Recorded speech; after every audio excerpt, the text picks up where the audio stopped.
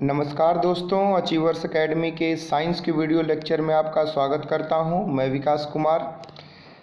9th class science यानी विज्ञान पहला चैप्टर है, जिसका फर्स्ट पार्ट वीडियो ऑलरेडी हमने बना दिया है। अगर आपने वो नहीं देखा है तो आप प्लीज़ हमारे चैनल के प्लेलिस्ट में जाएं और 9th क्लास के साइंस के वीडियो में फर्स्ट पार्ट विजिट करें। उसके बाद इस वीडियो को देखें। हमारे आसपास के पदार्थ, तो इस चैप्टर में अभी तक मैंने आपको बता दिया है पदार्थ के गुण, पदार्थ कणों से मिलकर के बने हुए हैं, उन कणों के जो भी भौतिक गुण हैं यानी प्रॉपर्टीज ऑफ पार्टिकल्स। इसके बाद पदार्थ की अवस्थाएं ठोस, द्रव्य, गैस, और तीनों ही अवस्थाओं की जो अलग अलग इनकी प्रॉपर्टीज़ है, गुण विशेषताएं हैं, इसके बारे में भी मैंने आपको बता दिया था। तो आज की क्लास में शुरू करेंगे पदार्थ की अवस्थाओं में परिवर्तन, changes of state of matter. तो पदार्थ की अवस्थाओं में परिवर्तन निम्न दो कारणों से होता है बच्चों। या तो तापमान में परिवर्तन हो या दाब में परिवर्तन हो। दाब तथा तापमान में यदि परिवर्तन होगा तो पदार्थ की अवस्थाओं में परिवर्तन होगी। उदाहरण के लिए आप जल यानी वाटर का एग्जाम्पल आप ले सकते हैं। ठोस अवस्था में बर्फ होता है और द्रव्य अवस्था में पानी होता है और गैसीय अवस्था में वाष्प होता है। गर्म करने पर बर्फ पानी में परिवर्तित हो जाती है और पानी वाष्प में परिवर्तित हो जाता है। पदार्थ की भौतिक अवस्था को दो तरीकों से परिवर्तित किया जाता है। पहला है तापमान और दूसरा है दाब। तो यहाँ देखो, ये एक लोहे का स्टैंड है, उसके बाद थर्मामीटर लगाया हुआ, उसमें गोल पेंदी का फ्लास्क है, बर्नर है, त्रिपाद स्टैंड है बर्नर के लिए। यहाँ पर वाटर को जो है गर्म कर रहे हैं और 100 डिग्री सेल्सियस आने के बाद वाटर जो है वाष्प में परिवर्तित होने लग जाएगा, यानी वेपर में कन्वर्ट हो जाएगा। यहाँ पर बच्चों पहला पॉइंट है गलनांक। इंग्लिश में इसको मेल्टिंग पॉइंट कहते हैं। गलनांक, जिस तापमान पर कोई ठोस पिघलकर द्रव्य बन जाए वह इसका गलनांक कहलाएगा। वह तापमान इसका गलनांक कहलाएगा। बर्फ़ का गलनांक जो है 273.16 केल्विन है और इसका मतलब होता है 0 डिग्री सेल्सियस। ठीक है, और सुविधा के लिए हम इसे 273 केल्विन ही ले लेते हैं, पॉइंट को जो है वो नेगलेक्ट करते हैं। तो मेल्टिंग पॉइंट किसके लिए होगा? कोई ठोस के लिए होगा, हिंदी में गलनांक कहेंगे। तो किसी भी यानी जिस तापमान पर कोई भी ठोस पदार्थ द्रव्य अवस्था में परिवर्तित होना स्टार्ट कर दे, शुरू हो जाए या परिवर्तित हो जाए, तो उस तापमान को, उस बिंदु को क्या कहेंगे? उसका गलनांक बिंदु। ठीक है, मेल्टिंग पॉइंट। उदाहरण के लिए बर्फ़ का गलनांक कितना है? 0 डिग्री सेल्सियस। ठीक है, जब बर्फ़ पिघलती है बर्फ़ का तापमान नहीं बढ़ता। लगातार ऊष्मा प्रदान करने के बावजूद, क्योंकि संलग्न की गुप्त ऊष्मा तापमान को बढ़ने नहीं देती। तो देखो, ये संलग्न की गुप्त ऊष्मा क्या है? संगलन मतलब एक तरह से जो गलनांक है ना, मेल्टिंग जो हो रहा है, इसी प्रोसेस को बोल रहा है। तो आपको ये गुप्त ऊष्मा समझाता हूँ। देखो बच्चों, वायुमंडलीय दाब जो लिखा हुआ, वायुमंडल मतलब एटमॉस्फेरिक प्रेशर, जो नॉर्मल प्रेशर, उसी प्रेशर की बात कर रहे हैं, यानी दाब की बात कर रहे हैं। तो संगलन ऊष्मा की बात जो कर रहे हैं, जब आप बर्फ को गर्म करना स्टार्ट करोगे तो आप देखोगे कि उसका तापमान जो है, जब तक पूरा का पूरा बर्फ द्रव्य अवस्था में परिवर्तित नहीं हो जाता तब तक जो है उसका तापमान में कोई वृद्धि नहीं देखी जाएगी।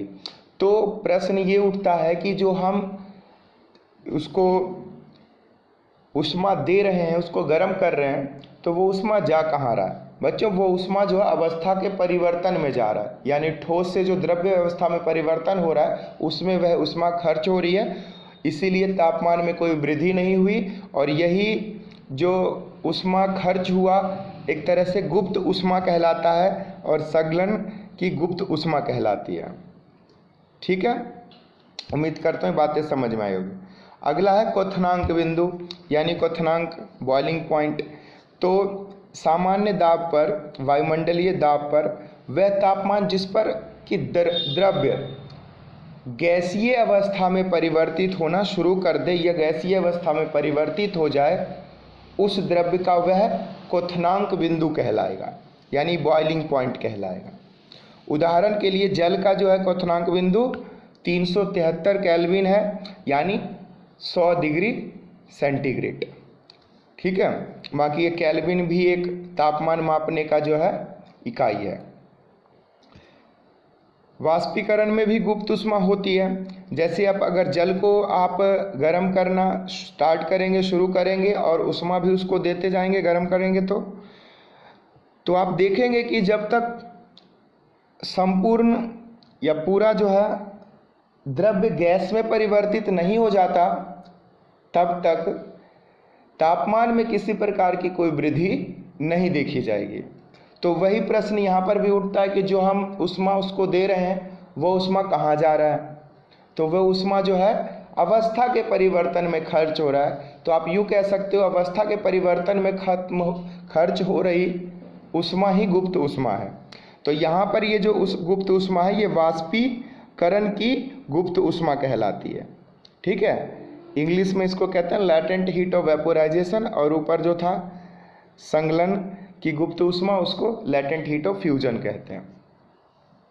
जब पानी को उबाला जाता है तो उसके तापमान में वृद्धि नहीं होती, तापमान 100 सेंटीग्रेड ही रहता है, क्योंकि वाष्पीकरण की गुप्त उष्मा पानी के कणों के बीच का आकर्षण बल को तोड़ती है, यानी उसको जो है अवस्था के परिवर्तन में वह उष्मा खर्च होती है।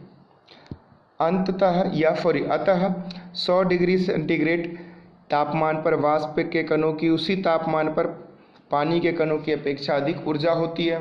इसीलिए कहते हैं कि जितना जो है उसी तापमान पर हॉट वाटर के जितना जो है उसके कणों के बीच में जो ऊर्जा होगी उससे ज़्यादा जो है वाष्प के कणों के पास ऊर्जा होगी, क्योंकि लैटेंट हीट जो है उसके पार्टिकल के अंदर होती है, तो ऊर्जा ज़्यादा होती है। ठीक है, बट तापमान जो है उसका नहीं वृद्धि होगा। तापमान में परिवर्तन से पदार्थ की अवस्था को एक से दूसरी अवस्था में बदला जा सकता है, जैसा कि नीचे दिखाया गया है। अगर आपके पास कोई ठोस अवस्था है बच्चों, तो अगर आप उसको उष्मा दोगे यानी उसके तापमान में वृद्धि करोगे तो वह द्रव्य अवस्था में परिवर्तित हो जाएगी। ठीक है, देखो तो ठीक है, ठोस किस में हो जाएगी, द्रव्य अवस्था में परिवर्तित अगर आप उष्मा दोगे। और उष्मा दोगे यानी और तापमान बढ़ाओगे, गर्म करोगे, तो अब द्रव्य जो है गैसीय अवस्था में परिवर्तित हो जाएगी। परंतु बच्चों जब आप इसको ठंडा करोगे, कूल करोगे, तो कूल करने से क्या हो जाएगा, ठंडा करने से गैस द्रव्य में और द्रव्य फिर ठोस में परिवर्तित हो जाएंगे, शीतलता प्रदान करोगे तो। ठीक है, I hope it is clear to you. आगे बढ़ते हैं। यही यहाँ पर लिखा है 25 डिग्री सेल्सियस पर जल जो है द्रव्य अवस्था में होता है, और 0 डिग्री सेल्सियस पर बर्फ की अवस्था में, और 100 डिग्री सेल्सियस पर वाष्प की अवस्था में होता है। ठीक है, आगे देखते हैं। आगे दिया हुआ है ऊर्ध्वपातन।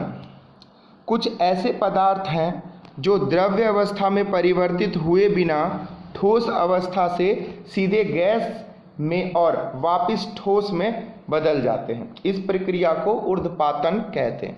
देखो मैं समझाता हूँ।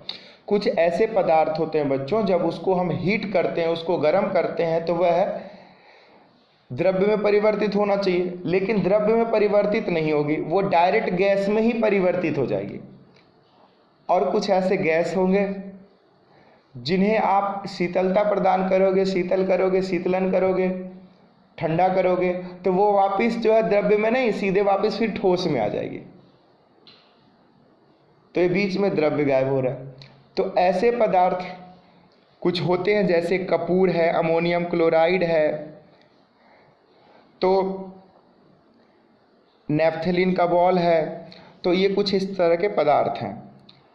तो इस प्रक्रिया को, जिस प्रक्रिया में, यानी प्रोसेस है, ये प्रक्रिया है, ठोस डायरेक्ट द्रव्य में ठोस डायरेक्ट गैस में परिवर्तित हो जाए बिना द्रव्य में परिवर्तित हुए, या गैस जो है वो वापस ठोस में परिवर्तित हो जाए बिना द्रव्य में परिवर्तित हुए, तो इस तरह की प्रक्रिया को ऊर्ध्वपातन प्रक्रिया कहते हैं।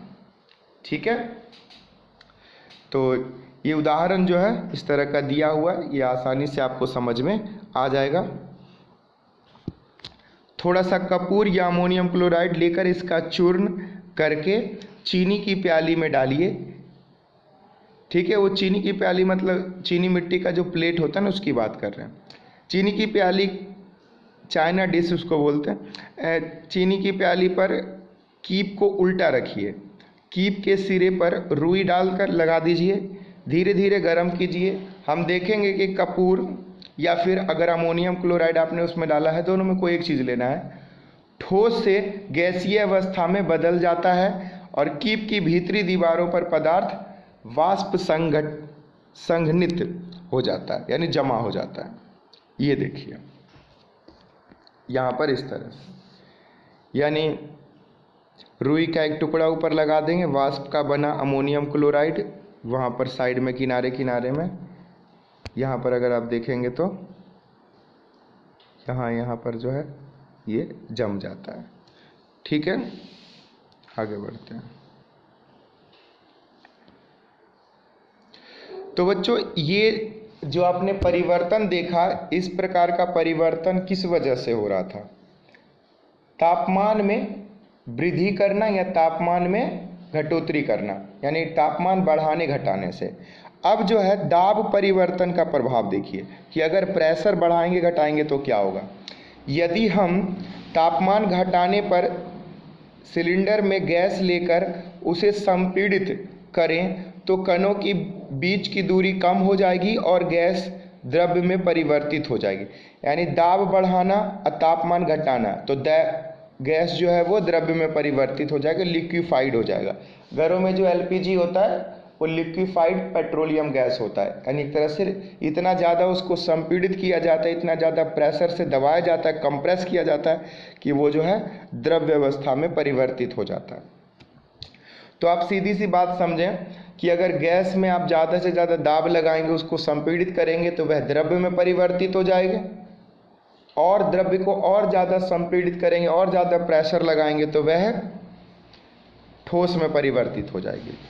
ठीक है, वही दिया हुआ है, ज़्यादा दाब बढ़ाने से गैस के कण नज़दीक आ जाते हैं और लिक्विड में बदल जाते हैं, यानी द्रव्य में, और ज़्यादा प्रेशर लगाने से, प्रेशर में दाब लगाने से वह ठोस में परिवर्तित हो जाएगा। इसी का एग्जाम्पल है सॉलिड कार्बन डाइऑक्साइड, ठोस कार्बन डाइऑक्साइड जिसको कि ड्राई आइस कहते हैं, को वापस गैसीय यानी CO2 में बदला जा सकता है बिना द्रव्य अवस्था में बदले। इसके लिए दाब को क्या करना होगा? कम करना होगा। यानी द्रव्य में है, सॉलिड में है, तो दाब कम करने से उल्टा हो जाएगा, ठोस से द्रव्य, द्रव्य से गैस, लेकिन दाब बढ़ाने से गैस से द्रव्य, द्रव्य से ठोस में परिवर्तित हो जाएगा। अब यहाँ पर देखिए, दाब और तापमान के प्रभाव से पदार्थों की तीनों अवस्थाओं का अंतर रूपांतरण इस प्रकार दिया हुआ है। तो इसको जो है मैं आपको एरो लगा के समझाता हूँ। देखो, सबसे पहले समझते हैं ठोस को। ठोस जो है, अगर इसको आप क्या करेंगे? गर्म करेंगे, तो इसका होगा संगलन, संगलन से ये द्रव्य में परिवर्तित हो जाएगा। ठीक है, और इसको गर्म करेंगे तो वाष्पीकरण होगा, जिससे ये गैस में परिवर्तित हो जाएगा। ठीक है, अब इसका दूसरा देखें, अगर मान लो कोई द्रव्य अवस्था में है, तो अगर आप उसको ठंडा करेंगे, कूल करेंगे, तो क्या होगा? वो सॉलिडिफाई होगा, जमेगा, फ्रीज होगा, तो फ्रीज होकर के वापस वो फिर सॉलिड में आ जाएगा, यानी ठोस में आ जाएगा।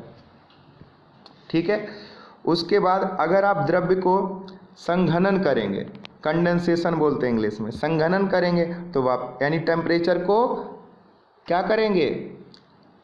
कम करेंगे टेम्परेचर को और ठंडा करेंगे, यानी टेम्परेचर कम करेंगे तो ठंडा होगा, तो गैस जो है वो द्रव्य में परिवर्तित हो जाएगी।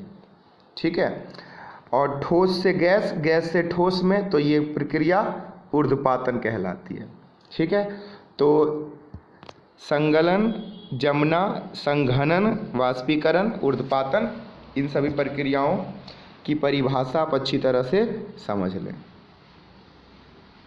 अब इस चैप्टर का बच्चों लास्ट टॉपिक है। ठीक है, टॉपिक है वाष्पीकरण। देखो, यह एक सतही यानी सरफेस प्रोसेस है, सतही प्रक्रिया है, जिसमें द्रव्य पदार्थ में सतह के कण क्वथनांक से नीचे किसी भी तापमान पर वाष्प में बदलने लगते हैं। ऐसी प्रक्रिया को वाष्पीकरण कहते हैं।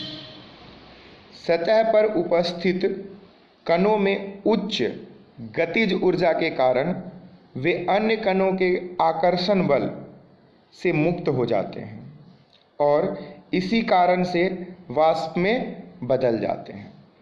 तो देखो क्या कह रहे हैं, वाष्पीकरण क्या है? एक प्रोसेस है, एक प्रक्रिया है जो कि सरफेस फेनोमेना है, सरफेस सतह पर होता है, जिसमें कि सतह पर जो है जो भी कोई भी तरल पदार्थ होगा उसमें तापमान में अगर वृद्धि होगी तो उसका क्या होगा, वाष्प बन जाएगा और सतह के कणों की जो ऊर्जा है उस ऊर्जा को लेकर के वो मुक्त हो जाएगा। तो इससे सतह को क्या मिलेगी, ठंडक मिलेगी। ठीक है, सतह पर उपस्थित कणों में उच्च गतिज ऊर्जा के कारण वे अन्य कणों को के आकर्षण बल से मुक्त हो जाते हैं और इसी कारण वे वाष्प में बदल जाते हैं और सतह जो है क्या हो जाएगा, ठंडा हो जाएगा। उदाहरण के लिए समझिए, जैसे आप नहा के आते हो तो आपने देखा होगा कि पंखे के नीचे आते हो तो आप काफ़ी ठंडक महसूस होती है। क्यों? क्या होता है कि आपके शरीर के ऊपर, आपके बॉडी के ऊपर जो पानी है वो तेज़ी से वाष्प बन के उड़ जाता है, तो वो शरीर पर जो भी गर्म ऊर्जा है यानी जो कण है, पार्टिकल हैं, यानी जल के पार्टिकल शरीर की गर्मी को लेकर के जो है, यानी जल के जो कण है वो शरीर की गर्मी को लेकर के वो उड़ जाते हैं। तो शरीर की बॉडी की गर्मी लेकर के उड़ेंगे तो बॉडी जो है ठंडक या ठंडा महसूस करेगी। ठीक है, कपड़े को हम सुखाते हैं, छत पर गर्मियों में पानी डालते हैं, फिर सोते हैं जब छत पर, तो गर्मियों में पानी डालते हैं तो छत का फर्श क्या हो जाता है, एक तरह से ठंडा हो जाता है। तो वाष्पीकरण को प्रभावित करने वाले कुछ कारक हैं, यानी वाष्पीकरण तेजी से होगा या वाष्पीकरण मंद गति से होगा। तो इसके लिए कुछ कारक हैं, इस कारक पर ध्यान दीजिए। सतही सरफेस यानी सतह का जो क्षेत्रफल जितना ज़्यादा होगा उतना तेज़ी से जो है वाष्पीकरण होगा। यानी आप कपड़े को मोड़ करके रख दें और फैला के रख दें तो फैला के यानी क्षेत्रफल बढ़ जाएगा तो उसका वाष्पीकरण भी बढ़ जाएगा। जिस प्रकार चाय जो है कप की अपेक्षाकृत प्लेट में जल्दी ठंडी होती है। तापमान में अगर वृद्धि करोगे, देखो तापमान कम होगा तो जो वाष्पीकरण है वो भी कम होगा और तेज धूप निकलेगी, तापमान में वृद्धि होगा, तापमान अधिक होगा तो वाष्पीकरण भी तेजी से होगा। अगला है आर्द्रता। आर्द्रता को सबसे पहले समझिए बच्चों। आर्द्रता का मतलब होता है नमी, चिपचिपापन। जैसे बरसात के टाइम में देखते हो ना कितना ह्यूमिड होता है, चिपचिपापन होता है, तो ऐसे मौसम में वाष्पीकरण की प्रक्रिया क्या होगी, बहुत ही मंद होगी, स्लो होगी। ठीक है, तो आर्द्रता, अगर हवा में आर्द्रता है तो वाष्पीकरण की दर घट जाएगी। अगला है वायु की गति। देखो हवा तेज होगी, यानी पंखे के नीचे देखो वाष्पीकरण तेजी से होता है, तो हवा तेज होगी तो वाष्पीकरण भी काफी तेजी से होगा।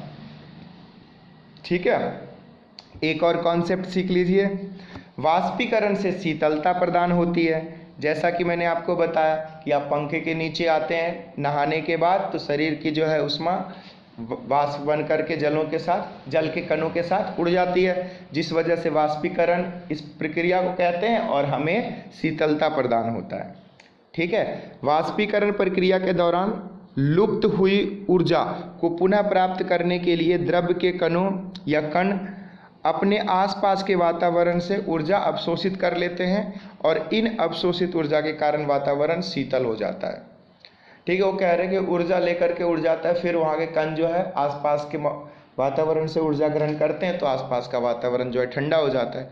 तो कुल मिलाकर के यही बात है कि अगर कहीं से उष्मा हीट निकलेगी तो कूलनेस वहाँ पर बचता है। ठीक है, ठंडक बचती है। इसी का 2-3 उदाहरण देखें। लिखा अगर हम हाथ पर एसीटोन डालते हैं तो एसीटोन हमारे हथेली या हाथ की उष्मा लेकर वाष्प में परिवर्तित हो जाता है और यही कारण है कि हमें शीतलता महसूस होती है। अगर अपने पाम पे आप जो एसीटोन गिराओगे तो आपको काफ़ी ज़्यादा ठंडक महसूस होगी। ऐसा पेट्रोल के गिराने से भी होता है। क्यों? ये सभी जो है ना ऊर्ध्वपातित आसानी से हो जाते हैं और ये फटाक से क्या हो जाएंगे, गर्म हो जाएंगे। ठीक है, और ये फटाक से क्या हो जाएंगे, वाष्पीकृत हो जाएंगे, जिस वजह से ये हथेली के आसपास की गर्मी को लेके उड़ जाते हैं तो हमें जो है वहाँ पर ठंडक मिलती है। यानी जितना तीव्र गति से वाष्पीकरण होगा उतना जल्दी से हमें शीतलता प्रदान होगी। गर्मी में हमें सूती कपड़े पहनने चाहिए क्योंकि गर्मियों में हमारे शरीर से अधिक पसीना आता है। सूती कपड़े या पानी के अच्छे अवशोषक माने जाते हैं और होते भी हैं, यानी गुड एब्जॉर्बेंट होता है, यानी आसानी से जो है पसीने को सोख लेता है। जब सूती कपड़े पसीने को सोख लेगा, अवशोषित कर लेगा तो वायुमंडल में जो है वो आसानी से वाष्पीकृत होकर के वो उड़ सकता है। चूँकि वाष्पीकरण से शीतलता मिलती है अतः गर्मी में हमें सूती कपड़े पहनने में आरामदायक लगता है या अच्छा महसूस होता है। ठीक है, लेकिन अगर टेलीकॉटन पॉलिस्टर के कपड़े होंगे तो क्या होगा, पूर्ण रूप से पसीने जो है सोखे नहीं जाएंगे कपड़े के द्वारा और फिर वो आसानी से जो है वाष्पीकृत नहीं हो पाएगी और इससे जो है हमें शरीर में चिपचिपापन और अनकंफर्टेबल जो है महसूस होगा। गर्मियों में अक्सर लोग मैदानों में फर्शों पर पानी छिड़कते हैं। यह पानी मैदानों की ऊर्जा यानी गर्मी प्राप्त कर वाष्प में बदल जाती है और उस जगह को ठंडक या ठंडक प्रदान करती है, तो उस जगह को जो है ठंडा कर देती है। तो आप इन 3 उदाहरणों से कह सकते हो कि अगर हम वाष्पीकरण प्रक्रिया को देखें तो यह जो है शीतलता हमें प्रदान करती है। ठीक है, उम्मीद करता हूँ इन चीज़ों को आप अच्छी तरह से समझे होंगे। एक इसमें रह गया केल्विन वाला, मैं एक बार आपको बता देता हूँ। देखो बच्चों, 0 डिग्री सेंटीग्रेड का मतलब होता है 273.16 केल्विन। केल्विन जो है टेम्परेचर का यूनिट, यहाँ डिग्री सेल्सियस, तो इसमें कन्वर्ट कर सकते हो। मान लो 100 डिग्री सेल्सियस है तो इसको केल्विन में बदलना है तो इसमें ऐड कर दोगे, जोड़ दोगे तो 373 केल्विन हो गया। ठीक है, और अगले वीडियो में हम मिलेंगे, इसके एक्सरसाइज कराएंगे आपको। ठीक है, और एक्स्ट्रा क्वेश्चन, एक्स्ट्रा कॉन्सेप्ट समझाएंगे। तब तक के लिए आप चैनल को सब्सक्राइब कर लें, शेयर कर दें इस वीडियो को ताकि इससे मेरा भी मोटिवेशन बढ़े। ठीक है, so thank you so much for watching this video.